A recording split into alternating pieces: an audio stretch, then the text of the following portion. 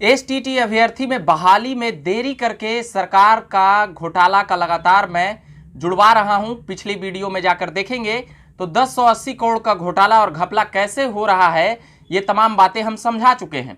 अब इस भाग में समझाएंगे कि वह उससे भी ज़्यादा है, यानी कि 3 गुना, क्योंकि 2700 करोड़ का घोटाला, इसमें साफ वेतन घोटाला कह सकते हैं। जो अभ्यर्थियों की पैसे सरकार रखी हुई है या फिर अपने सुखभोग में खर्च की होगी, हम वो तमाम प्रक्रियाओं से सुनाएंगे। इससे पहले बता देते हैं कि आप देख रहे हैं झकास भारत और मेरा नाम हुआ रविकांत।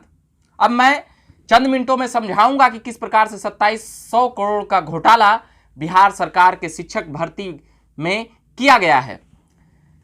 न्याय में देरी भी अन्याय है, बहाली में देरी भी अन्याय है। ये बहाली 2019 के सितंबर में आई थी 37,000 की, मगर 30,000 का मेरिट की बात है और उसके बाद लड़वाने का बात है मेरिट अभ्यर्थी और नॉन मेरिट अभ्यर्थी। एसटीईटी पास अभ्यर्थी 80,000 थे, मगर 12 मार्च का जो बातें सामने आई थी जिसमें 25,000 अभ्यर्थियों को उसमें मेरिट के बताया गया था और शिक्षा मंत्री द्वारा यह कहा गया था कि बहाली से कम है तो हम सभी को नौकरी देंगे। मगर उसके बाद जब एसटीईटी सफल अभ्यर्थी 80,000 हो गए तो 37,000 ही बहाली लेना है, तो निश्चित तौर पर उसमें से 43,000 अभ्यर्थी बाहर हो जाएंगे। मगर इसके बाद से दोनों तरफ के अभ्यर्थी लगातार धरना प्रदर्शन और आंदोलन कर रहे हैं।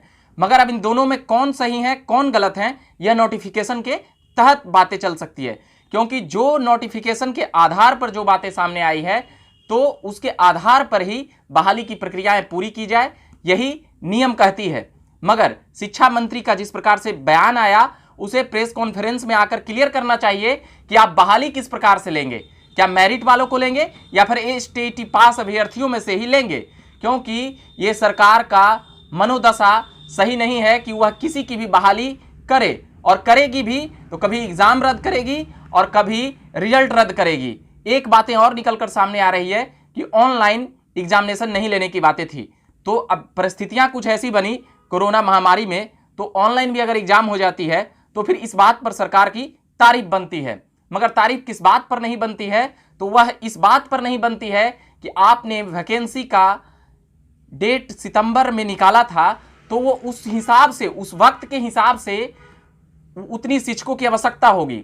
मगर जब रिपोर्ट आता है कि बिहार में 3.25 लाख शिक्षकों की वैकेंसी सीटें खाली है, तो ये बातें समझी जाती है कि वो जो 94,000 प्राइमरी वालों का निकाले, तो वहाँ पर वो ले रहे हैं। वहाँ पर मैं अभी उसके घोटाले और घपले पर उसे मैं डिस्टर्ब करना नहीं चाहूँगा, वरना सरकार के कार्यों में भी व्यवधान उत्पन्न होता है। तो आधी वैकेंसी वह उसमें भी पूरी नहीं कर रहे हैं, आधी भी अब तक नहीं पूरी। मगर वो चरण बाई जिस प्रकार से प्रक्रिया बात कर रहे हैं, तो मैं उसे छोड़ देता हूँ। कहने का मतलब हुआ ये छोड़ नहीं रहा हूँ, उस पर भी मैं बात करूँगा। अगर उस पर मैं बात करूँगा तो लगभग 50,000 सीटें वहाँ भी खाली है। मगर अभी फिलहाल मैं बात करूँगा इन 37,000 अभ्यर्थियों की सीटें, एसटीईटी अभ्यर्थियों की सीटें क्यों नहीं भरी जा रही है। मेरिट अभ्यर्थी अगर बात कर रहे हैं तो उनकी बातें क्यों नहीं सुनी जा रही है। नोटिफिकेशन के तहत अगर बहाली की बातें हुई है तो नोटिफिकेशन के तहत क्यों नहीं बातें की जा रही, ये महत्वपूर्ण है। मगर अब जो मैं बातें कर रहा हूं, क्यों 1080 करोड़ से 27 करोड़ में बढ़ाया, वह इसलिए जब मैं हिसाब किताब लगाने लगा तो ये बातें समझ में आई कि 1080 करोड़ तो ये साल भर का वेतन का घोटाला हुआ।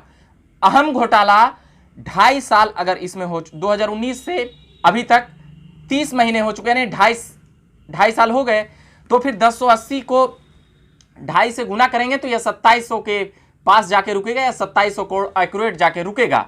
1080 गुने 2 अगर करेंगे तो ऑटोमेटिक पता चल जाएगा कि 1000 गुना 1000 यानी कि 1160 करोड़ और 540 करोड़ उसमें जोड़ देंगे तो 2700 करोड़। ये मैं वेतन को घटा करके मैं बोला हूं, वेतन को मतलब कि एक और अगर 37,000 अगर वो बहाली लेंगे तो ये घोटाला और भी ज्यादा जा सकता है।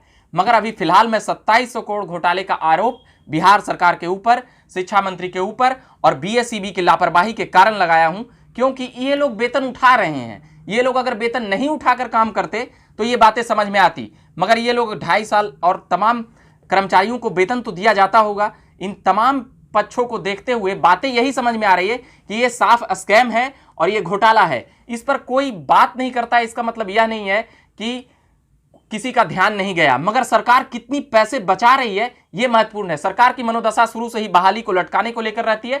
मैं बीएसएससी पर भी बात करूंगा, उसमें भी स्कैम है हजारों करोड़ का। वो तो और 8 सालों से, ये 2.5 सालों से है, वो 8 सालों से है और उसमें 13,000 वैकेंसी की बातें हैं। वो मैं अगले भाग में लाऊंगा। मगर फिलहाल एसटीटी अभ्यर्थी को लड़ाने का प्रयास किया जा रहा है, उसे निराकरण तक आप क्यों नहीं पहुंचा रहे हैं? अगर नहीं हो रहा है शिक्षा मंत्री जी, मुख्यमंत्री जी नीतीश कुमार जी, तो आप हमसे संपर्क करें। मैं दावे के साथ कहता हूं कि 3 सप्ताह में लूंगा। जहां तक अभी बहाली प्रक्रियाएं रुकी है, मैं 3 सप्ताह में सभी को ज्वाइनिंग लेटर दे दूंगा।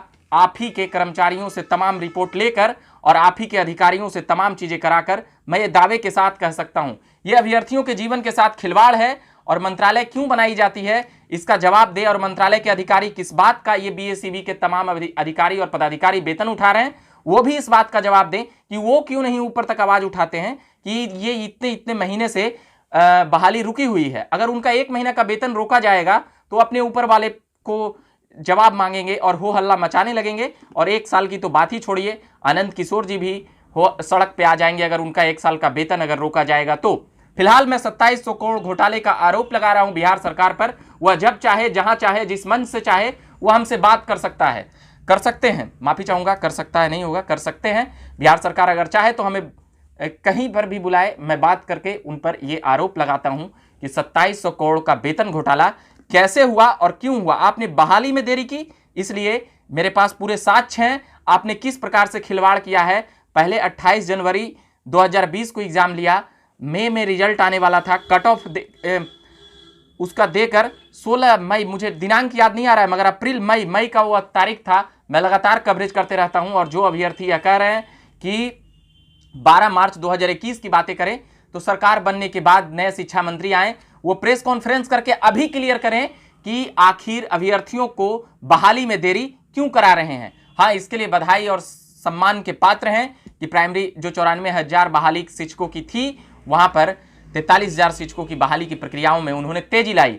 फिलहाल अगर इसमें भी तेजी लाते तो मैं यह आरोप नहीं लगाता और अब तक किसी का ध्यान भी नहीं जाता। मगर यह 2700 करोड़ का स्कैम है बिहार सरकार के द्वारा। मैं और भी सड़क, पुल, पुलिया पर मैं बात करता रहूंगा।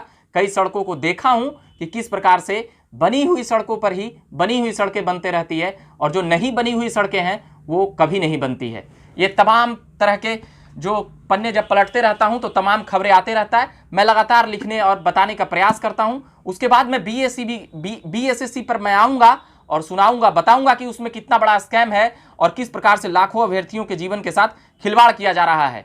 अगर वो वेतन महीने का आप जमा करें और जो जो अभ्यर्थी एग्जाम कराने आ रहे हैं तो यह स्कैम इसलिए नहीं माना जाएगा कि जो अभ्यर्थी एग्जाम देने आ रहे हैं, अगर आपकी बहाली प्रक्रिया में देरी हो रही है तो उनके फॉर्म का पैसा ही वापस नहीं करें और जो महीने में जो जोड़कर बनता है उतने, जैसे 37,000 की बहाली की एस्टीमेट में बात है तो 37,000 को 30,000 जितना वेतन है उतना गुना करके उन तमाम अभ्यर्थियों में बांट दें। कम से कम वो अभ्यर्थी किसी और एग्जामिनेशन की तैयारी कर लेंगे, इस तरह से इंतजार में नहीं बैठेंगे। 5-5 हजार रुपया महीना देकर पटना में रहते हैं। तमाम खबरें मैं लगातार जब जाता हूं तो वहां पर वो अभ्यर्थी सुनाते रहते हैं। फिलहाल मैं इसी के लिए आया था 2700 करोड़ के स्कैम पर बात करने के लिए। इससे भी बड़ा है, 3000 करोड़ से ज्यादा का ये घोटाला है, मगर 2700 करोड़ पर मैं अड़ सकता हूं कि इतने करोड़ का घोटाला बहाली में वेतन चोरी करके किया जा रहा है। फिलहाल मैं इतना ही कहूंगा। आप बने रहेगा झकास भारत के साथ। मेरा नाम हुआ रविकांत, आप देखते रहेगा झकास भारत। चैनल को सब्सक्राइब नहीं किए होंगे तो कर लीजिएगा और फेसबुक पेज को भी लाइक करिएगा। ट्विटर और इंस्टाग्राम को भी फॉलो करिएगा ताकि आप तक खबरें जाता रहे। धन्यवाद।